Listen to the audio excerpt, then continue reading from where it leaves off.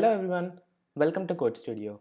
This is a brand new series of videos wherein we'll be discussing higher order array functions in JavaScript in an exciting and informative way. So, at the first place, what is a higher order function? A higher order function is a function that takes one or more function as an argument or returns a function. It may be both of them too. You'll get a clear understanding of what is a higher order function using the illustrations given here. A higher order function can take a function as an argument or it can return a function as an argument.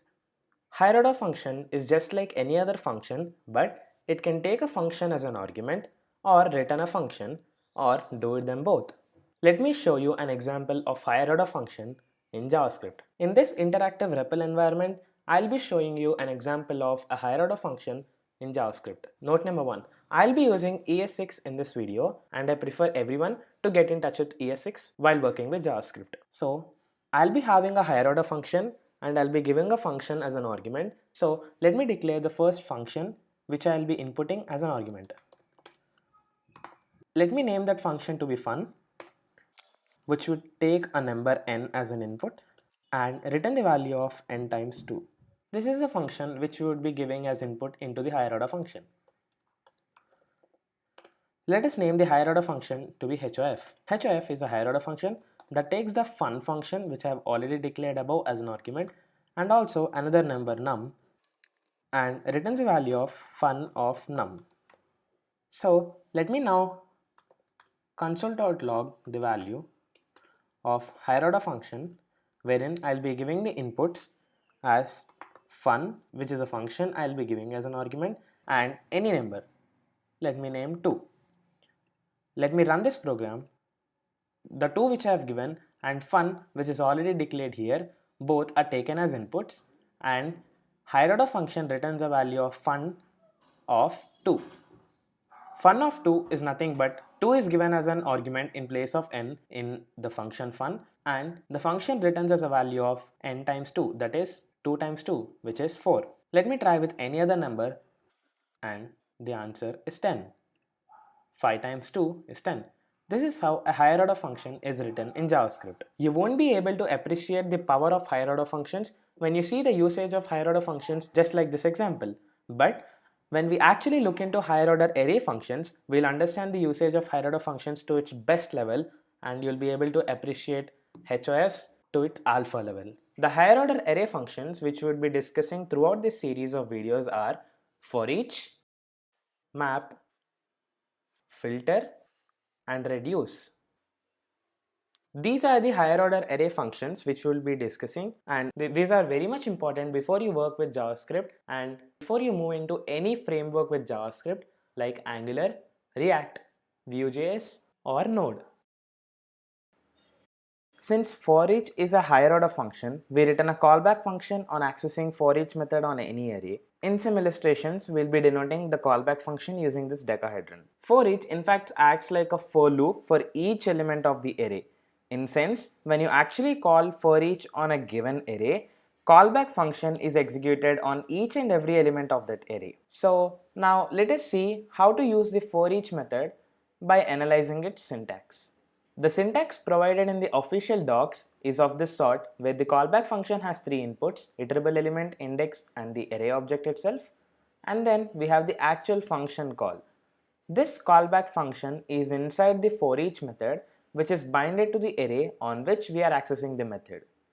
The iterable element is a required argument and the rest are optional. Another important point to remember is that this method for each does not return any value out of it and hence mutates the array if the callback function is intended to do so. Unlike the other higher order functions which we will be discussing in consequent videos in this series, those higher order functions do not mutate the original array and returns a new array when that higher order function is binded to a given array. So how to use this practically? I'll give you some set of examples using which you'll completely understand how the for each function works and how for each method calls the callback function on each and every element of the array in ascending order. In the first example here, I'll be using the for each method to calculate the sum of squares of all numbers in the array. To start with, let us create an array with 3 numbers 1, 2, 3 to make our understanding simple. we can take a complex example to test the power of JavaScript, but that is not our agenda here. We are learning a new concept and let us make this simple, and this would also be helpful while you are learning new things to debug yourself where you went wrong. Since I have told you that the for each method is bound to the array object, array.forEach would be how I'll be calling my for each method on that array. To call a callback function, we can use the ES5 method of writing an anonymous function using the function keyword. But since I have told you in the video number 0 that I would be using ES6 in this series of videos, I'll be using the fat arrow syntax to actually declare a callback function. Since this is the first and basic example, I'll be only including the iterable element as my only argument for this problem, because I do not require the index and the array object here. I'll be also giving you some examples wherein we'll be also using the other two arguments. For this example, let us only use the iterable element. The iterable element can be named with any name you want, but for simplicity, I'll name the iterable element to be e. The square of a value is nothing but math.pow e comma 2. This is nothing but we calculate the value of e to the power of 2. But how do I add them all? To add them all, let me declare a variable sum, and sum equal to sum plus math.pow e comma 2. So I should also have a sum variable which is initialized to 0, which I'll be doing it above. The callback function is called for each element of the array 1, 2 and 3, and in the first place when the sum equal to 0, the math.pow 1 square 1 is added to sum where the value of sum becomes 1, and in the second call for the element 2, the math.pow 2 square is 4 and it gets added to 1, giving us the value of sum to be 5, and then in the same way 3 square 9 gets added to 5 and the value of sum would be 14. To verify this, let us actually console.log the value of sum. Since we get 14 here, it actually means our code is running fine. So you get a clear understanding of what is actually happening here. We are calling the for each function, which actually takes a callback function that gets called on each and every element of the array. So this is how a for each method is implemented on a given array using JavaScript. We can actually make this whole 5 lines of code into a single line with the use of ES6 in this format. Array.forEach, and then I'll be calling this e, and then since I'm writing in a single line, I do not require my flower brackets, and I'll be returning sum equal sum plus math.pow e comma 2. Wait. So let me comment this out to check whether our single line of code works fine or not. Yes, the answer is still the same, 14. So this is how you can write a one-liner function using for each method. If you wish to write a for loop, it will take again 5 to 6 lines, which is cumbersome, and since you have to also adapt to new methods, for each is a very good thing to learn. In the second example here, we'll be looking into using the index argument in for each. Let us say if we want to calculate the maximum of the product of array element and its index. Let us say we have an array, the same array we have taken in the earlier example 1, 2, 3, and we already know the value of the indices for this array is 0, 1 and 2 respectively. Let us say if we want to calculate the maximum of the product of array element and its respective index, and let us do it using the for each method here. So let us declare a value called maxval and let us equate it to 0 in the initial stage. Since we have seen in the earlier example, the for each is called on the array on which we have to access the elements for, and inside the for each we'll call the callback having the iterable element e and also the index. The index argument actually provides us the indices of the array object in an ascending order.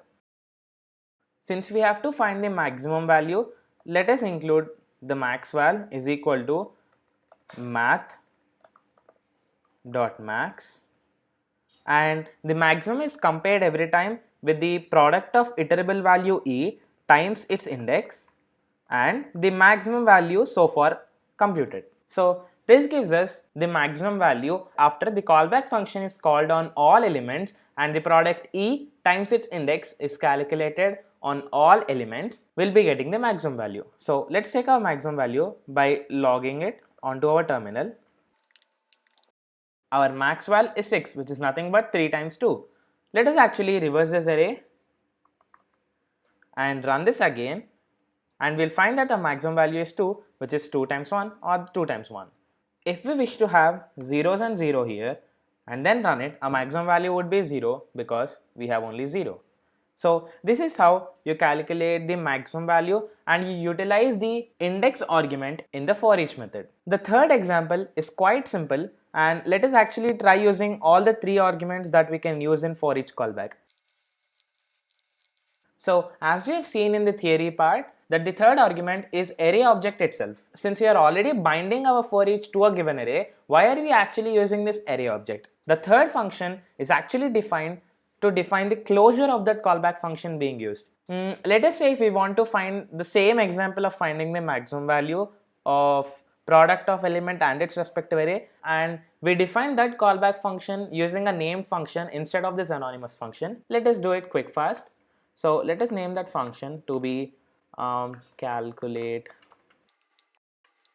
and then our input should be E, index and array. You would understand why I am using this array argument soon. And then I'll call the callback function into this for each method, but I'll only be referencing the function and not initializing this function. Let me actually change it to something else, 2, 3, 4, which should ideally give the answer 8. So this calculate max value has no arguments and it is bound to this array by seeing the argument third one. When we remove the third argument, an error comes to us. So let me run again so that my answer would be 8. Perfect. And let us say if we want to invoke the same calculate max val on a different array, like let me declare a different array, const array2, which would be 1, 2, 3, and array 2 dot for each. Let me comment out my first for each method and let me call the for each for the second array, and let's see what the answer comes to be like. Our answer is 6, which means that calculate max val callback function sees this array third argument and then binds to that particular array which is bound to the for each method. When we want to invoke a particular callback named function on different arrays, then we have to use that array argument, so that when we bind the callback to a particular array, the third argument allows the function to know which array it is operating on. And also in cases when the array is not named and the for each is implemented on that array, the third argument has to be mentioned so that the callback function understands on which array that callback function is being acted to. Let us say an unnamed array would be something like this, with the numbers like 2, 3 and 5.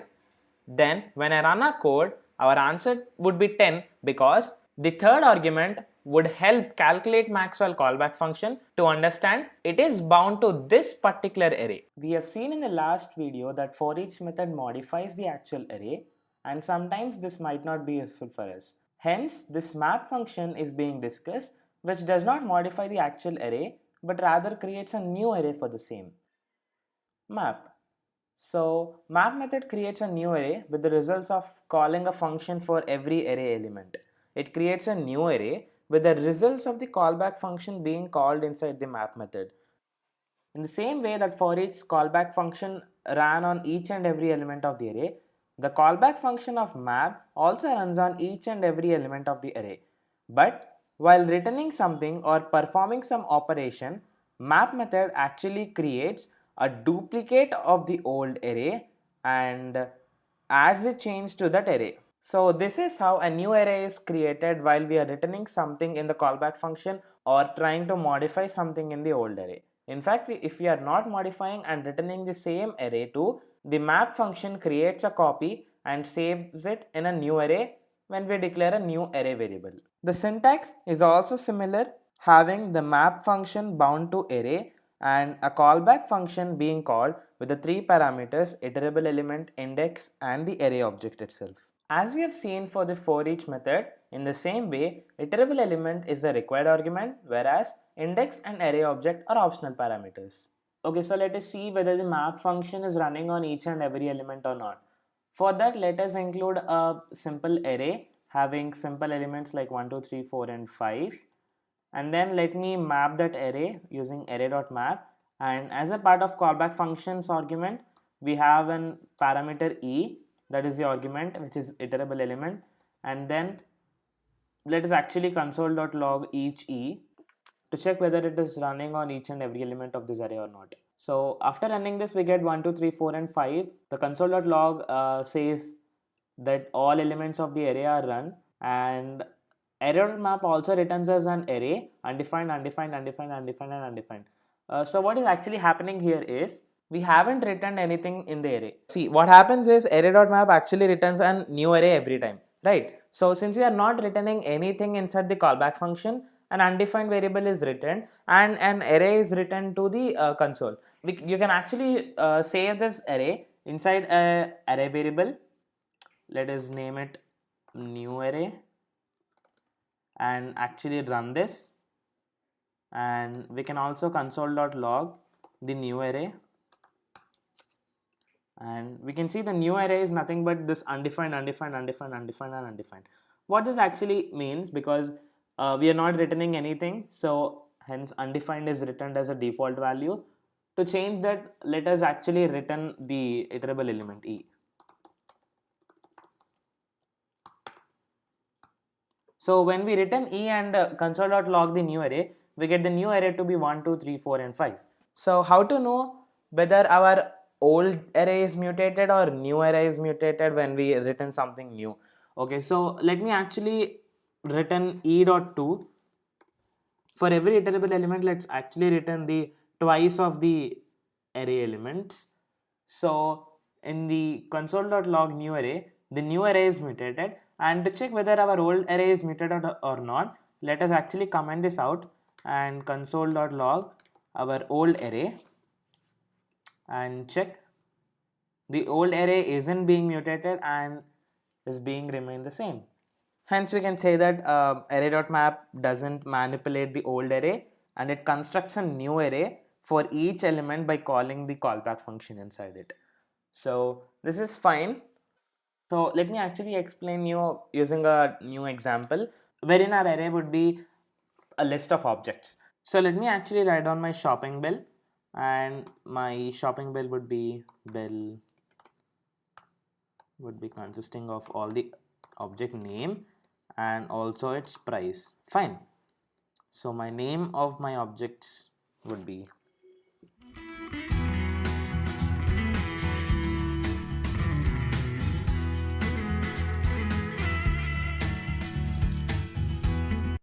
so let me make it simple. Okay, so these are the only 3 objects containing in my bill.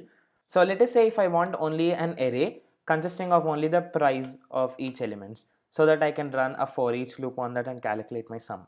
For doing that, we'll use the map method. So let me declare a new variable named price bill, which would be actually the map of bill array containing a callback function consisting of iterable element e, and then I'll be returning the value of actually e dot price, and then when we actually console.log price bill, okay, so I missed a comma here, so let me run and check. My console.log would be give me all the prices 25, 100 and 60. I got a new array price bill consisting of all the new array elements having the prices. So let me actually check if my older array is changed or not. So bill, and let me run this. I'll be getting my older array to be the same with the new array to be 25, 100 and 60. And since we can reduce this code into a much more simpler code, let's do this. Since we are returning only a single item, I don't need my flower brackets here. And then since I'm returning nothing in a dual line, so let me actually remove the return statement too, and yeah, this should also work fine.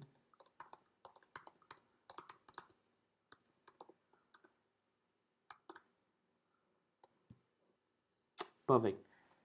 So if you want to run a for each loop on price bill, you can do this now. So price bill dot for each. For each has been discussed in the earlier video, and the video to the for each video would be left in the description below. So my iterable element would be this, and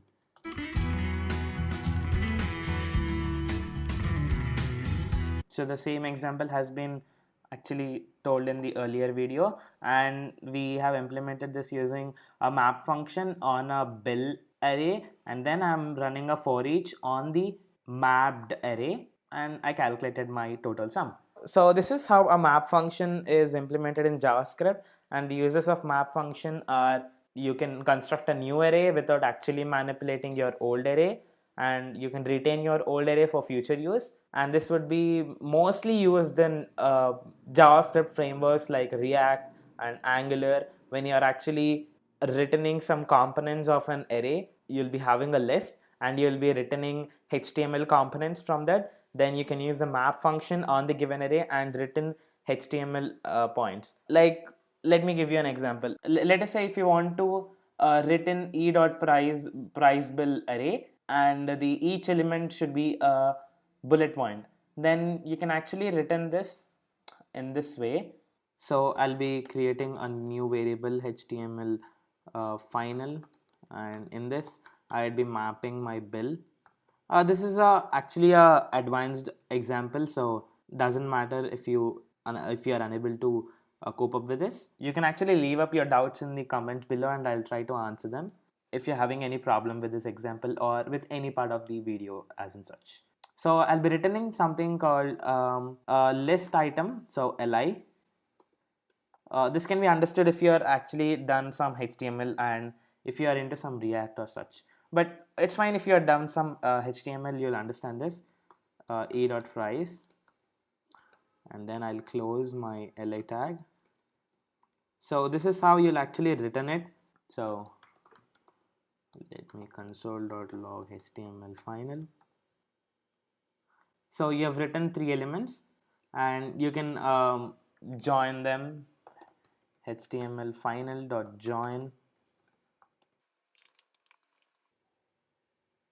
So this is how you return this thing. You can actually write a UL tag and then return this in the views component of your HTML page. This is how, if you have an array of objects and then you can filter them for particular object. You cannot filter them for particular condition, but you can filter them for particular parameter you want, like the price we did in this case. We can also do it for .name, and then you can actually return it in terms of JSX attributes or HTML attributes, and then you can construct a new array without changing your old array. Filter. So filter creates a new array with elements that fall under a given category from an existing array. Like the map function creates a new array, in the same way a filter function creates a new array. So we use filter if we already have an array and we want to grab certain values that match a criteria from that old array. So that particular criteria is referred to as condition. In which way do you think we can filter out items? Let's just say you have a bag of fruits listed here with their little cute icons out there, and you want to filter out items that have a number of letters in the word less than 5, and we require the final array containing letters greater than 5. This is where you can actually see the real world example of the filter method. These are the fruits and we have written a filter method. Don't worry on the condition here because this is different since we have included the icon also. So a main thing is we want to filter out those elements which have word.length less than 5, and we want the elements that are greater than 5 such that our result have length greater than 5. So when we console.log and when we run the code, we get the answer to be banana, grapes, watermelon, orange and pineapple. That's completely fine. This is where you can actually see the real world example of filter method. The syntax is also similar, having the filter function bound to the array and a callback function be called with the iterator element, the element that is currently being processed in the filter process. and index of the current iterable element and the array object. Okay, in filter we are returning a condition inside the callback function. What is this condition and how does this actually help us do this stuff of filtering the values from the old array? So we write down a condition here, and if the condition returns true, we want those elements to be in the new array, and if the condition written false on the elements, then they are not set to be in the place of the array. They are doomed and we don't allow them to be in the new array. So you get it right. If the condition is true, inside the new one. If the condition is false, no, don't allow it into the new one. I'll actually show you an animation of how filter method actually works on an array and how does the condition returning true and false decide how the objects should go into a new array or not. This would probably give you a clear understanding of what a filter actually is. You know this thing, right? Index and array objects are optional. You have seen the last two videos. If you haven't, please do watch them. The links are in the description below. This is an array and the decahedron present on the top is the condition that we are assuming to be. And we run the condition on each and every element of this old array, right? So let us see. If the condition is ran on the first element and if the condition returns true, we send that object into a new array just right down below, right? And then we move on to the next element. If the condition returns true, no, it's false. So we don't include it into the new array. Third, false, don't include. Fourth, true, that's why we are including it into the new array. Fifth, true, so enter. Sixth, false, so don't allow. So this is how the controller or the condition moves from one element to another, checks on each element, and if it returns true, we copy it into the new array, and false, don't copy. As simple as that. Let us see the actual code for how to do the same fruits example in JavaScript. So these are the list of fruits that we have: apple, banana, pear, grapes, watermelon, mango, orange, pineapple, and kiwi. I've removed those cute small icons because that would be a little bit confusing when we write the code. Okay, so we have to actually declare a new array where if the condition is true, those elements will go into that new array. So let's say I have a new array, new fruits, and I am binding my filter method to my old fruits array, fruits.filter, and then inside this I have to include my callback function with the iterable element. I pass in each iterable element, that is like fruit word, then I would be calling the arrow function and I'll be returning the condition here, right? So if this condition is true, then I want that element to be inside our array, right? So fruit word dot length must be greater than 5. So this is the case when we want our fruit word to be inside our array, right? So if length is greater than 5, then into the array. So let me actually make it into a single line. That would be easy to read. Oh, this is nice. Fine. And then let me print it and then run my code. Yes, so banana, grapes, watermelon, orange, and pineapple. These are the fruits that have length greater than 5. So why did apple didn't come? Because apple's length is exactly equal to 5 and not greater than 5. So let's say if we want to include words that have length greater than or equal to 5. So then we have apple and mango also into the list. So this is how you write down the code for filter method. I hope you get it. So filter is pretty simple and pretty helpful too while writing code in real world examples. You can filter out undefined values or values that you don't actually need. Let's say you have a big company and you get a lot of mails and you just want to include mails that end in @gmail.com and not any other host providers. Then you can filter out those items based on that host name that doesn't contain @gmail.com. Those are out of the array, and those with @gmail.com are into the new array. You can write a condition and then you can take your new array and that's it. You have filtered out. Pretty useful, right? So this is how you can use filter method. Reduce. Reduce is a different higher order function, no doubt. It has a callback function, but reduce does something cool. It reduces the whole array into a single value. Yes, the reduce function does not create a new array, it only reduces the given array into a single variable or a data element. So to understand what is reduce, first let us look into the syntax of reduce. It follows the same syntax just like the other functions, where the reduce function is bound to the actual array and it has an extra term accumulator, which is the value that we end up after the whole process, and the initial value is given by us initially. But if the initial value is not set, the reduce function will use the first value of the given array as its initial value. So what is this accumulator, what is initial value, and what is the stuff going on here? So to understand this, there are basically two different terms to understand reduce perfectly: reducer, accumulator. So reducer is the action what we perform in order to get the final value, like the function what we perform on the array elements, and the accumulator is the value that we end up after the whole process or after the reducer acts upon each element of the array. So to understand this better, let's take up an example and analyze it there. So in this example, we'll analyze the different parameters or different names that we have seen in the reduce, like the reducer, accumulator and stuff. So let us take up an array. Let it be const numbers. Let it be equal to 5, 10 and 15. And let's just say if we want to find the sum of all elements in the array. Okay, so let's just do the naive method to find out the sum.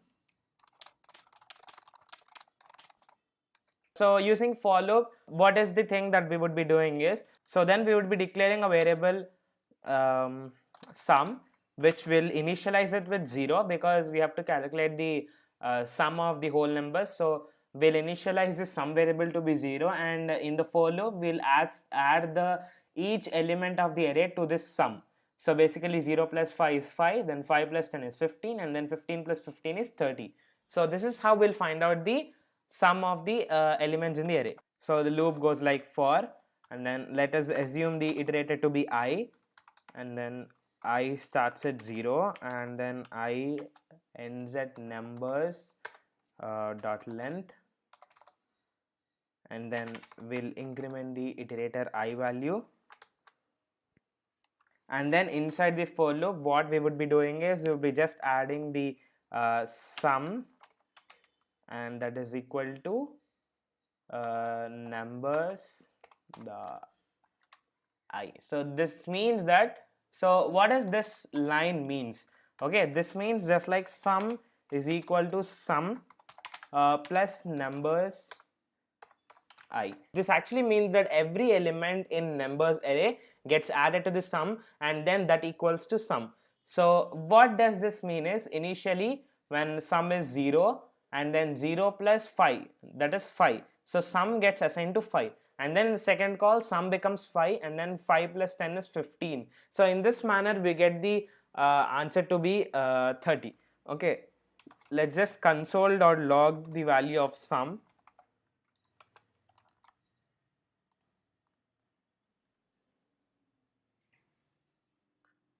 So we got the answer to be 60.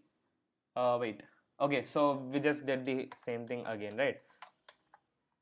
So let's remove this thing and then run this. So the answer is 30. So this is what we got, right? So this is what we do in the naive method or in the for loop method of finding the sum of elements in the array. So basically we are getting a final single data element sum for which we are finding the answer, which is 30, right? So what we will be doing is we will be using the reducer and the higher order function concept to solve this problem. Okay, so initial value is nothing but the initial value of the final accumulator. Accumulator is something that returns after the whole reduce function is operated on the array. So let's just say reduce function is operated on this array numbers. The final data element that we get is known to be the accumulator, okay, and the initial value of the accumulator is known to be the initial value, okay. So let me just remove this stuff. So let's just initialize our accumulator with an initial value, and that is equal to 0, and then that is the array. The numbers is the array on which we are performing the reducer function, and let's write down the reducer function. We can write it at the reduce place also, but to look more cleaner and for our understanding, I'm writing it separately. So let us declare the function reducer. So reducer is basically a callback function which takes in accumulator and the item, the iterable item, and then it basically returns accumulator plus item. So this is what happening, right? Accumulator is getting added to each item of the array. So item is nothing but each item of the array. When we write down the reduce function to the numbers array, we will initialize an iterable element. So that iterable element, this is this. So that iterable element is this item. Okay, so reducer function acts upon each element of the array. So this whole callback function is acting upon each element of the array, and that each element is this item, and the accumulator is the final answer what we will get. Okay, so let's just initialize the reduce function on the given what do we say, given array. So const sum is the final value of accumulator, that is basically the final data element that is getting returned after the reduce function is acted upon the numbers array. So numbers dot reduce, okay, because we are binding the reduce function to the given array itself, so that the first argument of the reduce function is the reducer function. So what does this reducer function do is it runs upon each element of this numbers array to the array on which the reduce function is bound upon, and the second argument is the initial value. If no initial value is given, the first value of this array, that is 5, would be taken as initial value, and our answer would be 30 plus 5, 35. Okay, so let's just print this stuff and let's just check if this is right or wrong. Okay, console.log and sum. Right, so we are running this. Yeah, 30. The answer remains same, right? So this is how basically reduce function works, and to make this more simpler, let's write it down in a single line so that it's very easy for us to understand. So const sum is equal to numbers dot reduce, right? And then the first thing would be a reducer function. So a reducer function is nothing but this thing that we have written earlier. So accumulator comma item, and then this calls back into accumulator plus item, and then the second thing is 0. Yeah, so since we have removed this stuff, so let's make this even more better by just removing the braces. So basically the first argument is the reducer function which takes an accumulator and item as the parameters for the argument. So let's just keep it more simpler so that it fits in a single line, right? So a plus I is what the reducer function returns to us, and 0 is the initial value of the reduce function, and then we are printing the console.log sum. So let's just remove this stuff also. So there's a numbers array, and like we can make it more simpler, like removing the numbers and pasting it here.